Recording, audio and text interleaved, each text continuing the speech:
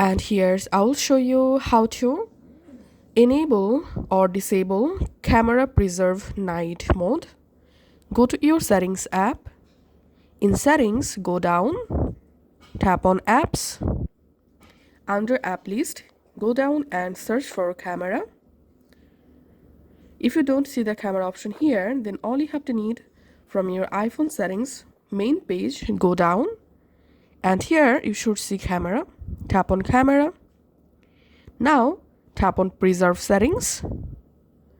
Under preserve settings, if you scroll down a little bit, then here you will find this night mode. Preserve the night mode settings rather than automatically reset night mode to auto. Now to enable night mode preserve settings, just toggle the switch on, and to disable preserve night mode, just disable this option.